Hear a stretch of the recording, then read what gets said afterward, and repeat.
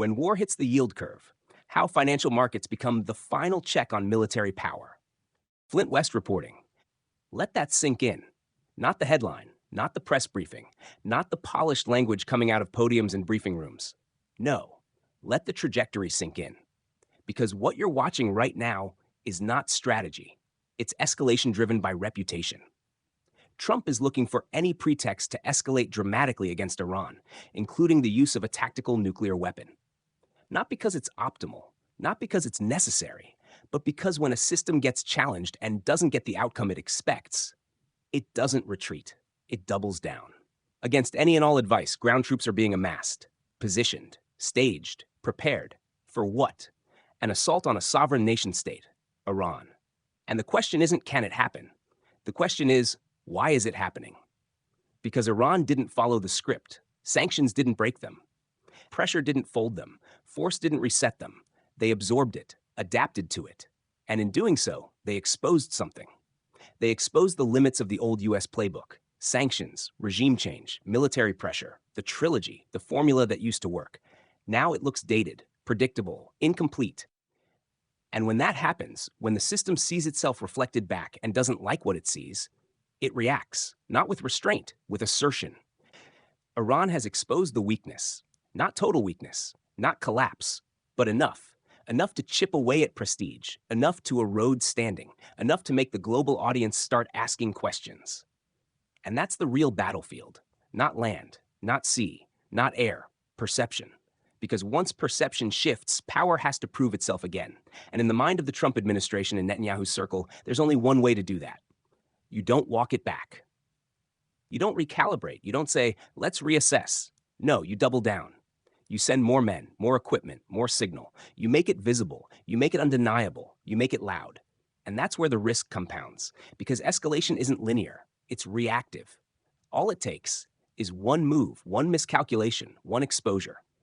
One aircraft carrier entering the Strait of Hormuz. Not open ocean, not wide maneuvering space. No, a confined corridor, roughly 21 miles at its narrowest point, shipping lanes compressed, movement restricted, options limited. And inside that space, you're no longer dealing with theoretical risk. You're dealing with geometry. Angles of attack tighten, reaction windows shrink, defensive layers compress. And now you introduce hypersonic missiles, swarm tactics, shore-based systems. Are they indefensible? Debated. Are they dangerous in that environment? Absolutely. Because saturation changes everything. Volume changes everything. Proximity changes everything. And sitting inside that carrier, roughly 5,000 personnel, not numbers on a page, people, crew, air wing, support, a floating city. You don't need total destruction. You just need impact, enough damage, enough loss, enough shock. Because that's the trigger. That's the moment the narrative flips, from pressure to retaliation, from escalation to justification.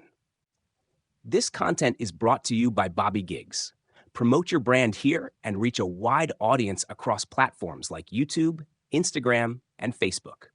Follow the links in the description to get started. And in that moment, the next move isn't about proportion. It's about restoration, restoring deterrence, restoring dominance, restoring perception. And that's where the unthinkable enters the conversation. Not as policy, not as announcement, but as an option. A tactical nuclear weapon.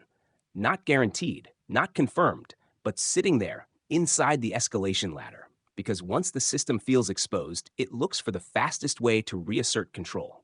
And that's the path. That's the risk. That's the trajectory. So the question becomes, who stops it? Not diplomacy.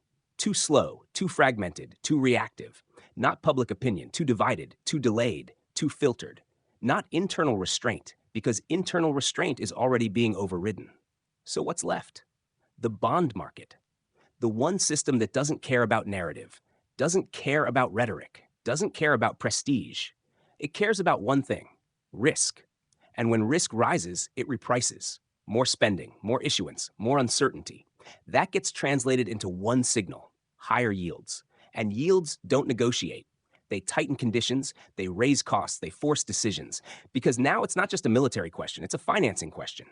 Can you afford this? Not politically, financially. And this is where the real power sits. The biggest holders of US sovereign debt, Japan, Europe collectively, China. They don't need statements. They don't need speeches. They don't need alignment. They just need to act, sell, let yields rise, let the cost surface, let the signal transmit. Because when yields spike, everything changes. We've seen it before. Tariffs get introduced, markets react, yields jump, and suddenly the tone shifts. Pause, reconsider, reframe. Because the bond market does what no advisory council can do. It enforces discipline. And now, that lever matters more than ever. Because tariffs are off the table, that tool is gone, removed, which means the remaining constraint is financial. So if this path continues toward Hormuz, toward escalation, toward potential overreach, then the response has to come from the only place that can stop it in real time. The yield curve. Not speeches, not warnings, not appeals, numbers, cold, immediate, unavoidable. Because when war hits the yield curve, the system is forced to confront itself. Not in theory, in cost. And cost is the one language that cannot be ignored. So if the objective is to stop this, to prevent U.S. troops from being pushed into a high-risk operation, to avoid a chain reaction that escalates beyond control, then the signal has to be clear. This war is unaffordable. And the way you say that, in this system, is not with words. It's with yields. Because in the end, military power determines what you can do, but the bond market determines what you're allowed to keep doing. And that is the final check. That's the veto. That's where the line gets drawn. Flint West signing off.